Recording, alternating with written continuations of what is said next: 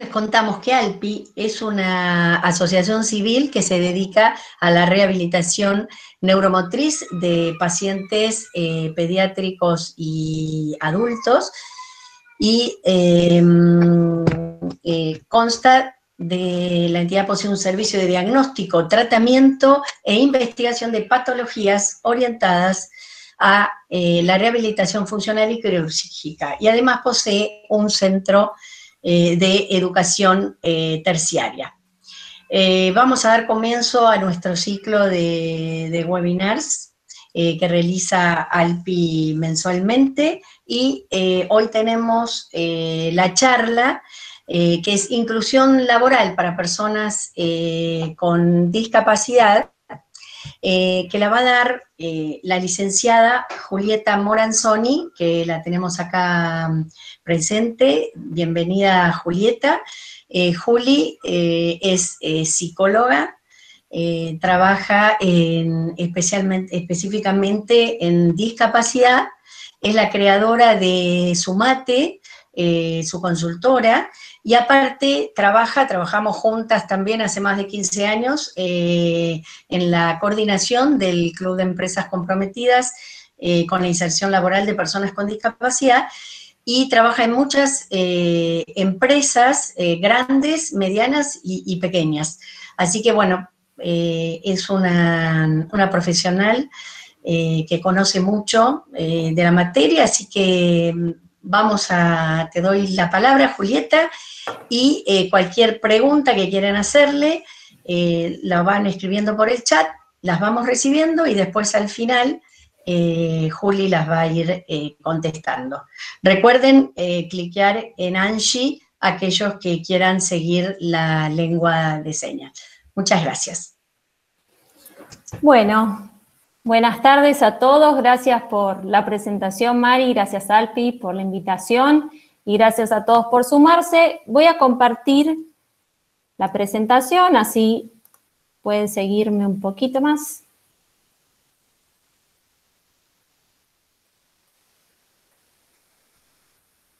¿Estamos ahí? No se ve todavía. Se escucha. Pero no se ve. A ver. La presentación. Buenas tardes, Marinés. Hola. No te había visto. Buenas tardes. ¿Cómo va? Muy bien. Qué bueno, Esteban, que estés presente. Ahí va. Ahora sí, Julieta. Bárbaro. Ahora sí. Bueno, vamos a empezar en este tiempito que tenemos y vamos a tratar de dar respuesta a una pregunta muy frecuente que suelen hacernos los encargados de llevar adelante iniciativas de inclusión laboral de personas con discapacidad en las empresas. Y la pregunta concretamente que nos hacen siempre es, ¿por dónde empezamos? ¿Cómo hacemos? ¿No?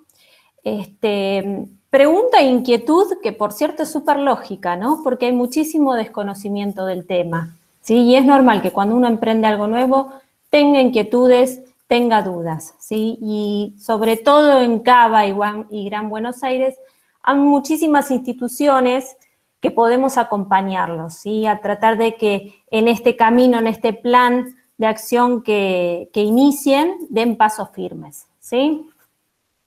Ahora bien, quiero compartir esta frase. Las personas con discapacidad representan una fuente de talento. Para mí esta frase responde a otra pregunta muy frecuente, que es ¿por qué emplear personas con discapacidad? No se trata de una cuestión filantrópica, sino que realmente, ¿sí?, las personas con discapacidad representan una fuente de talento. Pueden aportar al negocio, ¿sí? Esto para nosotros desde donde trabajamos es el motor, lo que nos impulsa, el por qué hacemos lo que hacemos, ¿sí? Entonces acá ya tenemos una pregunta frecuente que hemos contestado. Y ahora sí vamos a pensar en los pasos a la hora de diseñar un plan de trabajo, ¿sí?, en relación a la inclusión de personas con discapacidad.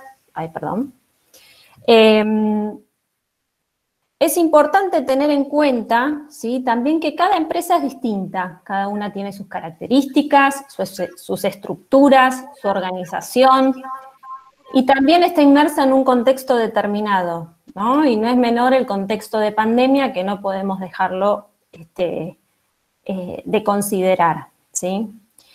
Pero bien, hay ciertos pasos que uno sabe que pueden de alguna manera garantizar el éxito, ¿sí? Es importante, por lo general, la iniciativa suele surgir de áreas en las empresas grandes, ¿no?, del área de responsabilidad social empresarial, del área de capital humano, de recursos humanos. ¿Sí? Más allá de que está buenísimo que nazca de esas áreas, es importante que involucremos en la toma de decisión al liderazgo, ¿sí? En toda iniciativa que emprendamos y el liderazgo esté involucrado tiene más impacto. Necesitamos informarlos y comprometerlos, ¿sí?, para que funcionen como promotores de esta iniciativa y pongan a disposición los procedimientos, los recursos, el tiempo, y mismo se pongan objetivos alcanzables, ¿sí?, para realmente que esto tenga impacto y no se diluya en el tiempo. Podemos establecer reuniones con los líderes, charlas de capacitación, información, ¿sí? Y lo mismo que hacemos con los líderes, vamos a hacer con todas las áreas de la organización, ¿sí? Por ejemplo, con el área de infraestructura de una organización, vamos a informarlos, comprometerlos e involucrarlos en el tema, ¿sí? Ellos son este área es la que tiene que velar por la accesibilidad del edificio, que sea transitable para todos, desde la cochera, el edificio, la sala de reuniones y el locutorio si tiene, ¿sí? Como los salones donde suelen darse las charlas, ¿no? Todo tiene que ser accesible y habitable por cualquier persona, ¿sí? Lo mismo haremos con el área de recursos humanos. Vamos a informarlos y comprometerlos para que puedan dar respuesta a las vicisitudes que presenten colaboradores con discapacidad en la empresa, ¿sí? El área de comunicación, haremos lo mismo, informarlos y comprometerlos a que toda comunicación que se realice, tanto para los colaboradores internos como para el consumidor, llegue a todos, ¿no?, a toda la población, con los criterios de accesibilidad, ¿sí? Por ejemplo, también el área de infraestructura, de seguridad e higiene. Es importante que, por ejemplo, en un proceso de evacuación se consideren también a las personas con discapacidad, ¿no?, y que las tengan identificadas y que las tengan dentro de sus procesos de evacuación en cuenta, ¿sí? Es decir, vamos a ir involucrando a todas las áreas de la organización, ¿sí? Es un trabajo transversal, ¿sí? Todos tienen que ser parte e involucrarse con esta iniciativa. Ahora bien, en paralelo o paso seguido, depende siempre de cada organización y del contexto y de todo lo que vimos antes, vamos a pasar a una instancia de relevamiento, ¿sí? De relevamiento de los puestos de trabajo. Acá vamos a trabajar en esta instancia fuertemente con el área de selección. ¿Por qué vamos a trabajar fuertemente con el área de selección? Porque por lo general es el área que sabe qué posiciones abiertas están hoy en la empresa, ¿sí? O cuáles son las áreas de mayor rotación y posiblemente en el corto o largo plazo haya vacantes abiertas. A veces también el área de selección conoce a los equipos, la dinámica de los managers, sabe si son más permeables a los cambios algunos equipos que otros o algunos líderes que otros, y toda esta información a la hora de dar los primeros pasos realmente resulta de utilidad, ¿sí? Una vez que tenemos identificado una posición abierta o varias, haremos un análisis, una investigación de ese puesto de trabajo. Trataremos de conocer más en detalle esa posición, desglosaremos las tareas, conoceremos qué nivel de intercambio con los demás requiere el rol, si requiere del uso de maquinaria, de tecnologías, ¿sí? Ir construyendo los requerimientos del puesto de trabajo para poder salir a buscar candidatos con discapacidad que respondan al perfil, ¿sí? Habiendo hecho esto, también otra parte que le diría que es sumamente importante en este proceso es la capacitación de staff de selectoras. Como siempre, acá no me canso de repetir, hay muchísimo desconocimiento acerca de la temática y no estamos por lo general formados, no se aprende mucho respecto de la discapacidad en las universidades, en las tecnicaturas, ¿sí? Por lo tanto, es importante que le demos herramientas a las selectoras para emprender las entrevistas con personas con discapacidad. Muchas veces se frena ahí los procesos porque las selectoras, a ver, sin mala intención, no avanzan a los candidatos o por no sentirse cómoda al entrevistarlos o por no saber cómo hacer, directamente no saber cómo hacerlo, ¿no? Entonces, es importante que le demos las herramientas, ¿sí? Y que puedan ver más allá de la discapacidad que presente ese candidato, ¿sí? Que puedan conocer sus capacidades, sus habilidades, su fortaleza, sus intereses, ¿sí? Qué proyección tiene esa persona, sus debilidades, ¿sí? Y quizás acá se agrega una variable más que tenemos que conocer, y acá posiblemente es lo distinto, si quieren, en una entrevista, es que vamos a necesitar conocer qué desafíos presenta esa persona por tener determinada discapacidad, ¿sí? ¿Para qué necesitamos saber esto? Para ver si implementando algún ajuste o apoyo, ese desafío se sortea, ¿sí? Nosotros tenemos que hacer un cruce de información para ver que ese perfil del candidato cumple con los requerimientos del puesto. Bueno, también tenemos que saber qué desafíos y con qué ajustes podemos sortear ese desafío si la persona lo presenta. Hay muchísimos casos donde las personas con discapacidad realmente aplican a la posición ya sabiendo que aplican y que no hay ningún tipo de limitación o desafío, ¿sí? Pero hay otros donde tenemos que pensarlo. Y muchas veces es la misma persona con discapacidad la que sabe cuál es el apoyo, la que sabe qué apoyo necesita y qué ajuste necesita, ¿sí?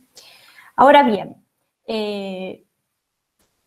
muchas organizaciones delegan el proceso de selección y valoración de los candidatos a organizaciones expertas en la temática y otras que, a mi modo de ver, tienden a hacerlo en forma conjunta, ¿no? Sumando la mirada de la empresa y de la organización que es especialista en la discapacidad. Después de un tiempo, por lo general, y es lo que aspiramos, es que cada organización pueda hacer su propio proceso de selección de manera autónoma, ¿sí? Ahora bien, muchas veces cuando trabajamos la selección en conjunto, tenemos que instrumentar ajustes y apoyos en el proceso de evaluación. Por ejemplo, si el proceso tiene varias instancias, quizás tenemos que o adicionar una o sacar una entrevista grupal porque la persona no se va a sentir cómoda, porque presenta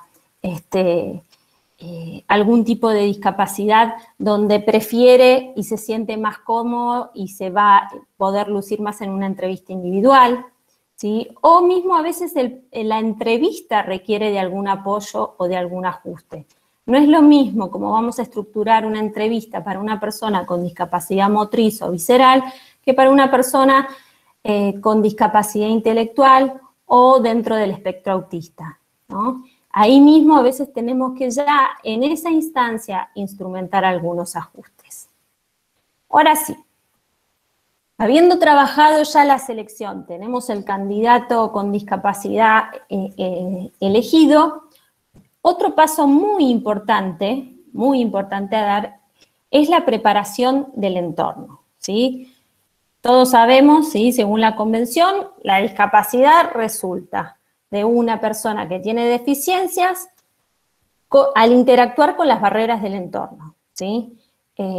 Es importante que ese entorno no imponga barreras para que la persona pueda desenvolverse eficientemente. Entonces, por eso, ¿sí? Vamos a trabajar con el entorno. Vamos a implementar, previo a que ese colaborador entre a trabajar a la organización, los ajustes razonables.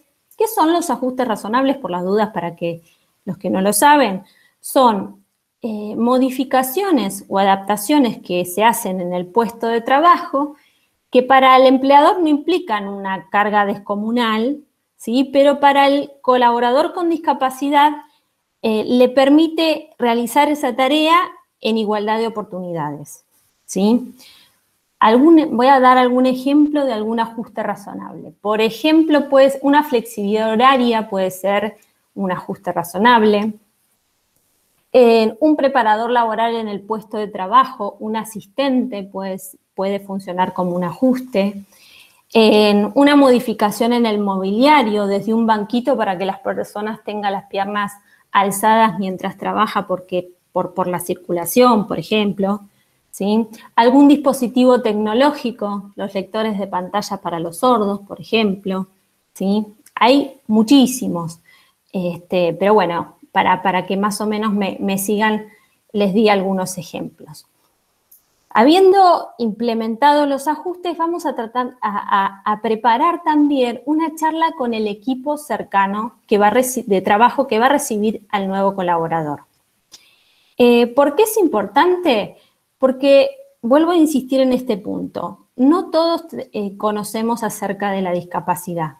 Igual siempre es caso por caso y cada persona es diferente, ¿no? Que conozca a una persona con discapacidad no significa que conozca todo, ¿no? Y es importante generar ese espacio de escucha, ¿sí? Para dar respuestas a aquellas dudas o inquietudes que puede despertar este nuevo integrante del equipo que tiene una discapacidad, ¿sí? A veces podemos ofrecerles tips, ¿no? De cómo ayudar si es que necesita ayuda a esa persona con discapacidad, ¿sí? Contarles también del porqué de determinados ajustes que se implementaron en el equipo, ¿no? A veces pueden ser desde un monitor una persona que trabaje con un monitor más grande y el resto con notebook, ¿no? Y entender el porqué. En fin, digamos, escuchar todas aquellas inquietudes que puedan surgir de parte de los compañeros de trabajo, ¿sí? De parte también, sobre todo, del supervisor, ¿sí? Que posiblemente es el que le tenga que ir enseñando esas nuevas tareas. Y a veces también es comprometerlos a ellos, como en algunas ocasiones, como apoyos naturales de la persona que va con discapacidad. Y también aclarar algo, a veces es simplemente decir, va a ser uno más, no requiere de ningún apoyo, de ningún tipo, así que despejar toda duda o inquietud que esta situación genere.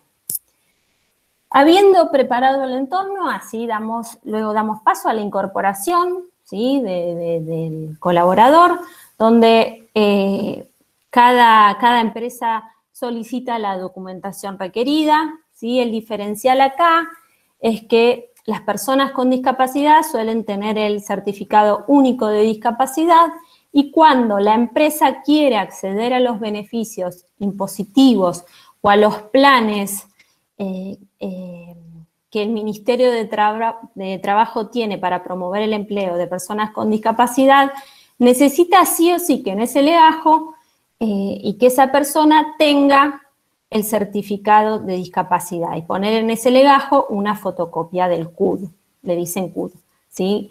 A ver, no podemos obligar a ningún... Hay personas que lo tienen al certificado y hay otras personas que deciden no tramitarlo, pero sí será importante conocer este punto, ¿no? Para tener acceso a los beneficios es importante tener sí o sí el certificado que acredita la discapacidad de una persona.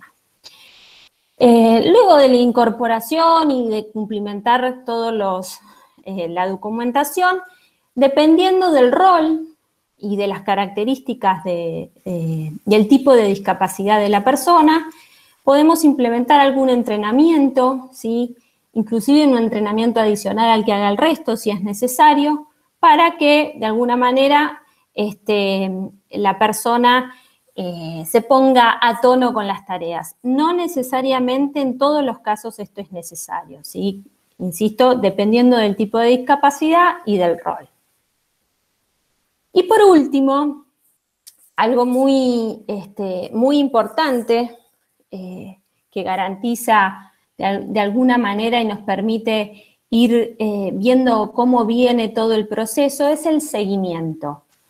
El seguimiento se hace una vez que el colaborador con discapacidad ya está trabajando en el equipo, ¿sí? Y consiste en armar reuniones, ¿sí? Con previo aviso, tanto con el colaborador con discapacidad como con el supervisor, o si el equipo también lo necesita con el equipo, ¿sí? Para ir viendo cómo viene dándose el proceso de inclusión, ¿sí? Cómo viene performando ese colaborador con discapacidad, ¿sí? Y si hay algún conflicto o alguna cuestión a revisar, poder trabajarlo en manera conjunta, ¿sí? Si todo viene bien, como con cualquier colaborador, también sirve esta instancia de seguimiento para poder planificar el desarrollo de carrera de esa persona, ¿sí? Como sucede en la vida laboral de cualquier persona, ¿sí? En algunos casos uno puede revisar también los apoyos o los ajustes, ¿no? Retirarlos o cambiarlos o instrumentar otros de acuerdo a las necesidades del colaborador con discapacidad. Y también en algunos casos sucede que no se logra la performance deseada y uno puede implementar, ¿sí? Trabajándolo y haciendo un seguimiento cercano, un plan de mejora, ¿sí? Para revertir esta situación. En muchos casos uno logra revertirlo y en otros casos, como sucede en cualquier vida laboral de cualquier persona, trabajar en esa instancia de seguimiento si esa persona no se ajusta, no se halla en la organización y no performa bien, también trabajar una desvinculación, ¿no? Y esto nos permite, esta manera de trabajar, nos permite trabajar en equipo todos. Las organizaciones que tenemos el conocimiento en relación a la discapacidad y el área por lo general con el cual hacemos los seguimientos es la de recursos humanos, que conoce justamente toda la gestión de los recursos dentro de la empresa. De esta manera, trabajamos en conjunto todos, ¿sí? Creo que fui bastante rápido, pero lo bueno es que nos va a quedar lugar para algunas preguntas, ¿no?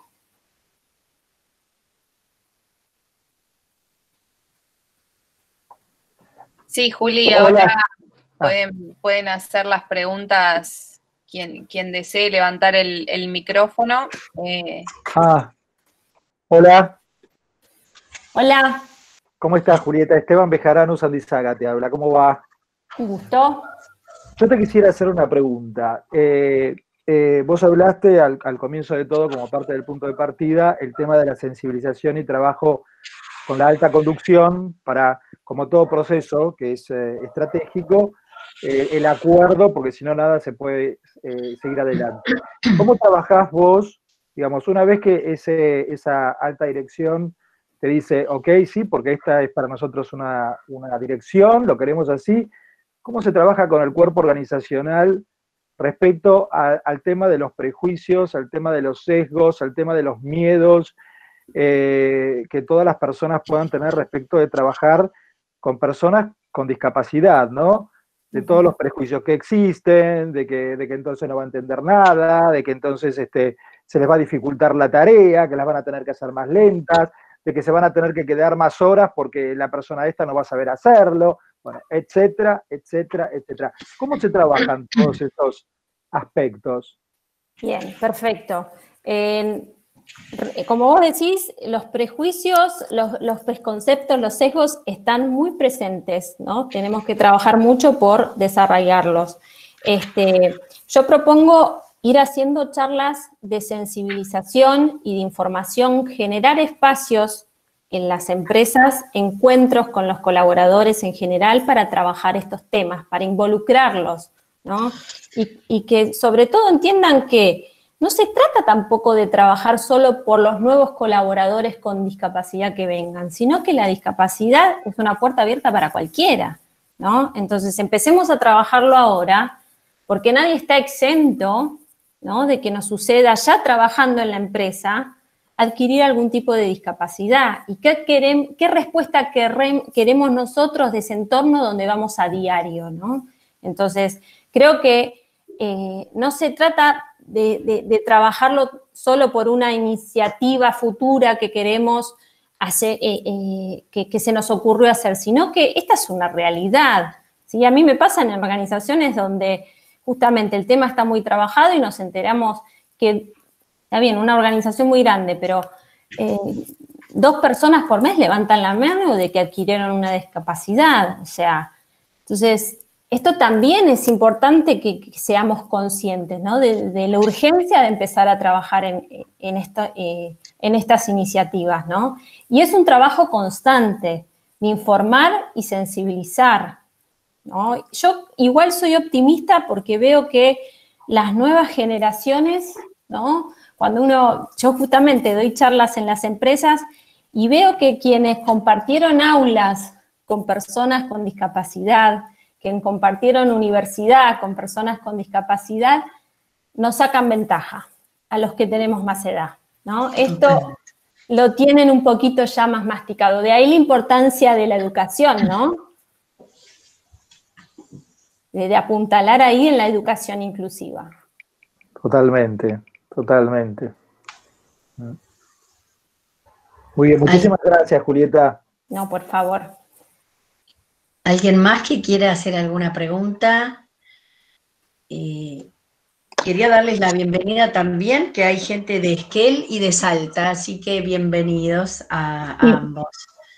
Inés, yo quería hacer una pregunta. Rosario Alonso, ¿cómo estás? Buenas tardes. Hola, Quería Rosario. consultar sobre las bases de personal, de personas con discapacidad. Si uno quiere enfrentar una búsqueda de incorporar personas con discapacidad a su nómina, a veces es difícil que se presenten de forma espontánea. Entonces, ¿cómo yo voy a buscar? Si yo digo, bueno, quiero incorporar igualmente a alguien con discapacidad, ¿dónde busco? Muy buena pregunta y bueno, la búsqueda de los candidatos a veces se vuelve una tarea en sí misma, ¿no? Donde el área de selección también tiene que poner mucho el foco y el área de comunicación, ¿sí? Si la empresa es inclusiva, seguramente nos lleguen más postulantes espontáneamente, se ve de candidatos de manera espontánea. Pero sobre todo en Cava y en Gran Buenos Aires hay bases de datos, ¿no? Y las organizaciones tenemos bases de datos de personas con discapacidad que buscan empleo. Pero déjame hacerte un señalamiento, y esto es importante también tenerlo en cuenta, que tengan presente que hay perfiles, ¿no? Como los profesionales, no quiere decir que no los haya, pero cuando uno empieza a buscar profesionales bilingües, ¿no? Se empieza a acotar esa nómina de candidatos posibles, ¿no? Y de postulantes. Justamente ustedes piensen que la universidad, lamentablemente, no es un espacio para todos, ¿no? O sea, no contamos en todas las universidades con apoyos y ajustes. Imagínense a veces seguir carreras universitarias, para personas ciegas, no toda la bibliografía está digitalizada para que puedan acceder. A veces se vuelve toda una odisea estudiar una carrera universitaria, estudiar idiomas en cualquier instituto, ¿no? No todos poseen estos apoyos y están en condiciones de dar clase para todos, ¿sí? Y esto claramente a veces hace que la búsqueda de candidatos, cuando el perfil es más trabajado, con más expertise, se hace como un tubo de botella, ¿no? Más angostito y cuesta llegar a esos perfiles. Y también en mi experiencia, en el interior, ¿no? hay que trabajar mucho en red. Vi que hay gente del interior, y hay que empezar a hablar mucho más de estos temas, porque la verdad que cuando hay que emprender búsquedas en el interior, hay que ser mucho más proactivo que acá en Cava y en Buenos Aires, porque realmente las personas con discapacidad no se acercan a buscar trabajo porque ya tienen la negativa por delante, ¿no? Entonces, se convierte en un trabajo en sí mismo y en un armado de una red, ¿sí? Entre municipios, muchos municipios y los organismos provinciales tienen bases de datos, ¿sí? Entonces, propongo siempre tratar de recurrir a los municipios y a las áreas de discapacidad provinciales, a ver si nuclean organizaciones que trabajan con gente con discapacidad o tienen ellos mismos bases de datos, ¿no? Pero se vuelve difícil en el interior conseguir perfiles. Bien, acá no sé si está Marielena Tiscornia presente, que hace una pregunta sobre el intérprete del LSA. ¿Se considera un ajuste razonable en caso de incorporar una persona, un trabajador con discapacidad auditiva? En ese caso, ¿cómo se resuelve el tema en la contratación de la persona con discapacidad auditiva y el intérprete? Bien, claramente sí, el intérprete se vuelve un ajuste razonable, ¿no? El tema es que quizás, para que no implique un gasto desmedido quizás para el empleador, se puede incorporar en determinadas instancias, ¿sí? Por ejemplo, en un proceso de capacitación, donde uno necesita absorber toda la información, uno ahí puede pedir a la empresa que costee y que involucre a un intérprete, ¿sí? En otras ocasiones, quizás cuando la tarea no requiere tanto intercambio con los demás, puede manejarse, o ya la tarea está automatizada, pueden instrumentar otros recursos, ¿sí? La escritura, los chats, bueno, hoy el teléfono, el WhatsApp, ¿no? Son recursos que por suerte hacen esto ágil y que están disponibles. Pero sí, de alguna manera, claramente el intérprete sería un ajuste razonable. Perfecto. Acá Alejandro Bianchi habla que esas bases las pueden tener del Ministerio de Trabajo. Acaba de mandar también en el chat. El Ministerio de Trabajo Nacional, sí. Gracias, Alejandro. A ver, ¿qué otra? ¿Hay alguien más que quiera? Ahí decían aprender lengua de señas en las empresas.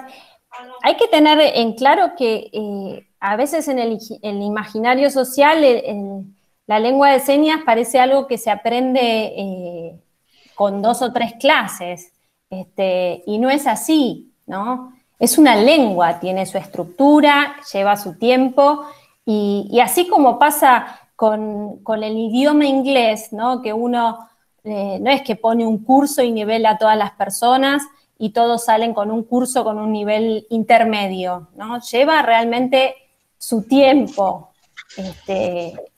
aprender la lengua de señas también. Bien. A ver qué... ¿Alguien más quiere hacer alguna pregunta? Yo estoy leyendo un poquito más a ver si no se respondió totalmente la pregunta. Se pueden abrir el micrófono y preguntar directo a Juli. Hola, Julieta. Sí, te quería hacer una pregunta. Yo soy Cristian Baraldo y estoy en el tema de accesibilidad y colaboro con ALPI. Agradecerte la charla, buenísima. Te quería preguntar si nos podías contar o compartir con nosotros algún caso de éxito que tengas así como para que sea más concreto, ¿no? Una persona de tal característica que le encontró una empresa y entró, y cómo fue el resultado para la empresa. Bien. A ver, voy a buscar casos cortitos, pero con diferentes tipos de discapacidad. Por ejemplo, una situación, un chico con discapacidad visceral que se dializaba, 3 veces por semana, y estaba en la facultad estudiando por la noche. Después de dializarse realmente quedaba muy cansado, ¿sí? Por lo tanto, esos días no estaba en su mejor momento como con todas las luces para trabajar. Tenía inglés, carrera universitaria, la verdad que era un talento. Y la empresa tenía guardias los fines de semana, ¿no? Entonces, ahí lo que hicimos es incorporar a ese trabajador. Trabajaba los fines de semana y feriados, y él podía cumplimentar con su tratamiento, ¿sí? Podía cumplir con su trabajo en tiempo y forma, y bueno, y trabajar y estudiar, que era lo que él quería, ¿no? A ver, por ejemplo, justo un chico que estudió en Alpi, ¿no? que lo tengo muy presente, quedó cuadripléjico a partir de un accidente. La verdad es que... Martín, ¿no? Sí. Martín. Bueno, un chico con una perseverancia y una actitud frente a la vida que uno no encuentra en otras personas, además preparado para el área IT, y bueno, vimos que él fuera a trabajar con un asistente todos los días a la empresa, ¿sí? Para que lo ayude tanto, lo asista en todo lo que tiene que ver con su higiene personal, con su alimentación, y se le puso a disposición un software que él mismo, esto que yo les contaba, él ya lo venía usando en su casa, así que él lo sugirió a la empresa, se probó con que sea compatible con la tecnología que tenía que usar en el trabajo, se preparó al equipo de trabajo, porque bueno, no es fácil también, no es que no es fácil, impacta ver venir a trabajar una persona cuadripléjica con un asistente, ¿sí? Le explicamos cuál era el rol del asistente, para que también entiendan que no es un colaborador de la empresa, ¿sí? Y la verdad que creo que ya hace 4 años que está en la empresa y viene muy bien, tuvo una promoción, bueno, otro caso de éxito. Las personas con discapacidad auditiva, bueno, quizás y está bueno mencionarlo, en este contexto de pandemia, ¿no? Donde todos estamos desde el home, es importante recordar el esfuerzo que están haciendo, ¿no? Hoy se sigue todo de manera virtual y hay veces que tienen que participar en reuniones virtuales. Recuerden escribirle todo por el chat, ¿no?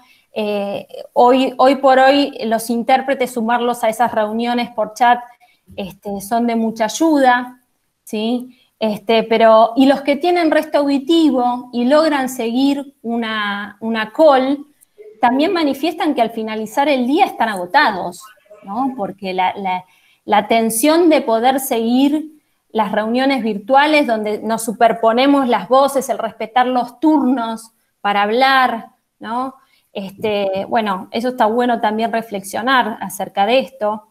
Y otro caso de éxito y desafiante fue una chica que fue perdiendo, al momento de ingresar a la empresa, ella tenía baja visión, una enfermedad progresiva en la cual ella iba perdiendo la visión, ¿sí? Justamente el seguimiento, también nosotros le preguntábamos cómo venía con esto, ¿no? Cómo venían los controles médicos, cuánto veía. Ella le pusimos un monitor más grande, tenía el Zoomtext, tenía un contraste de colores para poder manejarse visualmente, pero la pérdida visual fue avanzando tanto que hubo que enseñarle a utilizar un lector de pantalla, ¿no? Ahí se puso una capacitación adicional, ¿sí? Para que ella supiera manejarse con el lector de pantalla, y hoy por hoy, habiendo transitado y aprendido a usar el lector de pantalla, se maneja como cualquier otro, ¿sí? A ver, sigo con ejemplos. Gracias, Julieta. Sí, tengo, bueno, de los contactos que yo tengo, de amistades que están trabajando, sé que la evolución ha sido muy positiva para todo el grupo y para la empresa. Por eso también te preguntaba esto, ¿no? Así que, bueno, agradecido por la charla y gracias por la respuesta también. No, a ustedes. ¿Alguna otra pregunta? Aprovechemos. Fui muy rápido. Acá, Gabriela Chialba, ¿puede ser? Que dice, en Mar del Plata la accesibilidad a los medios de transporte es una gran barrera. La población que asistimos, la mayoría no tiene la secundaria finalizada, ¿no? Por el tema de la búsqueda de trabajo es un tema complejo. Cuando hablamos, ¿no?, de las barreras del entorno, justamente, justamente el barrio donde vivimos, imagínense los barrios de tierra y alguien con bastones canadienses, ¿no? Ya ahí la barrera hasta para ir a hacer las compras, para ir a estudiar, justamente el compromiso de todos en tratar de derribar estas barreras, ¿no? Como dijimos antes, las mentales, que son muy importantes, y también las de accesibilidad, que bueno, las autoridades deberían tomar nota, ¿no? Acá, Juli, están preguntando quién paga el asistente de la persona de cuadriplegia. Bien. En cada caso, no sé si en las experiencias que yo tuve, siempre el asistente es un empleado de la persona con discapacidad, ¿sí? También uno entiende que el asistente es una persona que la ayuda también en todo lo que tiene que ver en sus hábitos de higiene personal, con lo cual uno no puede exigirle esto a un compañero de trabajo, no sería lo más cómodo, ¿sí? Por lo general es una persona de confianza. Me ha tocado muchos casos donde fueron padres asistirlos, ¿no? Funcionaban como asistentes.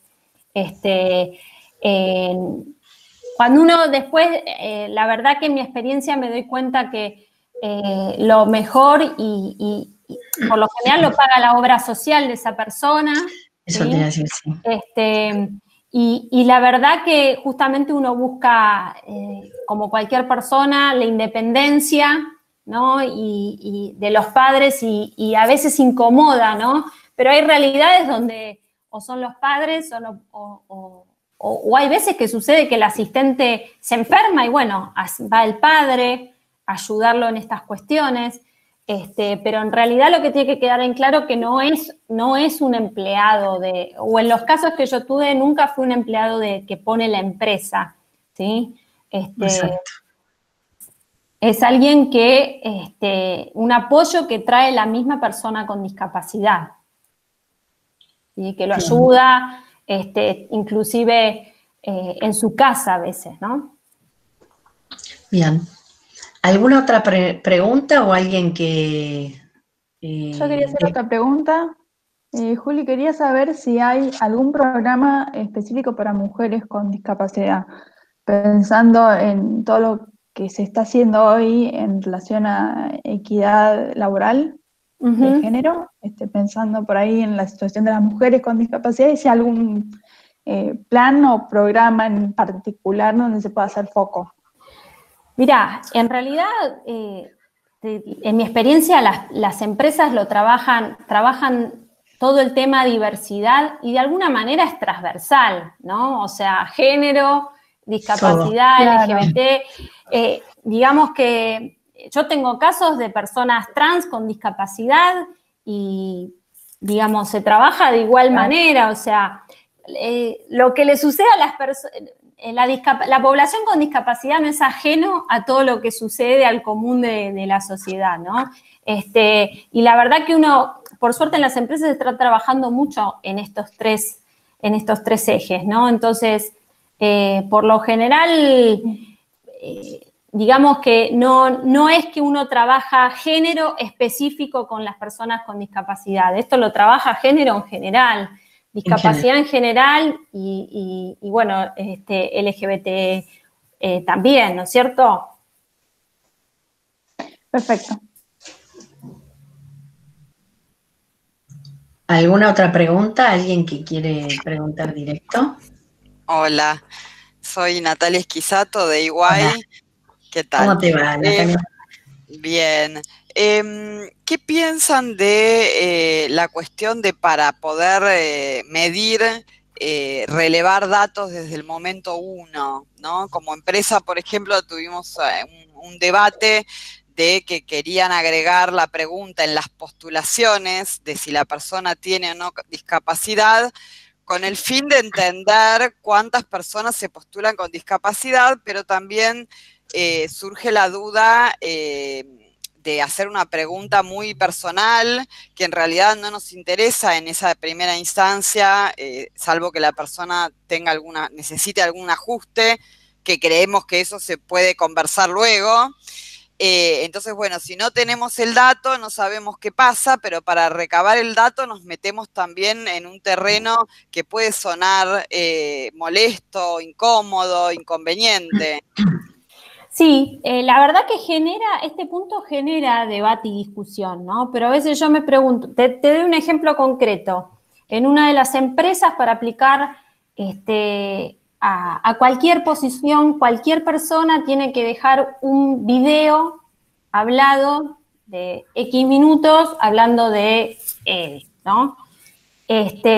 Posiblemente esta situación para una persona dentro del espectro autista o para una persona tartamuda, realmente, a ver, yo ahí más allá de que la persona capaz pueda hacerlo, lo repita varias veces y lo haga, y si no lo hace nos estaríamos perdiendo de candidatos, ¿no? Y a veces uno al identificar si una persona tiene discapacidad puede implementar algún ajuste en el proceso mismo. Vieron que algo de esto les comenté, ¿no? Pero también es cierto que este ítem tiene que ser siempre a los fines de poder allanarles el camino, ¿no? O sea, pero esto que vos te planteás genera debate siempre, ¿sí? La verdad es esa, pero a ver, yo quizás porque para mí no es tabú que que una persona tenga discapacidad y se trata de atender la diferencia de todos, ¿sí? Todos somos diferentes. El tema es la connotación que le damos a esa diferencia que se llama discapacidad, ¿no? Entonces, la verdad es que si es justamente que necesitamos esa información para ponerla al servicio, yo no le veo el inconveniente. Es personal, como yo lo veo. Pero bueno. Sí, la duda también es si el de afuera que no sabe, no lo toma como al contrario, como que es un dato protegido que nosotros queremos indagar para otros fines. Sí, bueno, ahí ya lo dejás librado, pero lo cierto es, en mi experiencia, ¿no? De tomar muchas entrevistas a personas con discapacidad, el poder hablar del tema sin tabúes y entender que es algo más y que con algo, y que te lo pregunto para ver cómo sorteamos el obstáculo, por lo general, al contrario, genera alivio, ¿no? El ver que la empresa... Esto no genera ruido, no es obstáculo, al contrario, genera alivio en la mayoría de los casos. Tenés excepciones, ¿no? Pero por lo general es así. ¿Alguna otra pregunta que haya quedado sin contestar? Sí, Gabriela. Sí, María yo Gabriela. estoy más en el área de formación y capacitación laboral del INAREVS, Mar del Plata. Entonces no conozco mucho las personas que compartimos esta experiencia, pero la pregunta es, al interior de los equipos, a nuestra área nos cuesta mucho hacerle comprender al resto del equipo que este proceso es largo, es complejo, en esta cuestión de que los tratamientos cortos, que vuelvan al hogar, que se incluyan, pero cuando a nosotros nos llegan para que los evaluemos, los orientemos, nos encontramos, esto es un hospital público donde yo trabajo, entonces nos encontramos con personas que no tienen terminalidad de secundaria terminada. Eso implica, en el mejor de los escenarios, un plan fines 3 años. donde nosotros acompañamos y supervisamos. Todo lo que es formación laboral, o una de las preguntas que te puse era quizás los puestos administrativos o secretarios. Ay, espera que te perdí un toquecito. Se cortó un poquito. Sí. Por ejemplo, nosotros en lo que más éxito en inclusión que hemos tenido es a través de las pasantías laborales, de los programas de entrenamiento del Ministerio de Trabajo, que las aplicamos en la institución.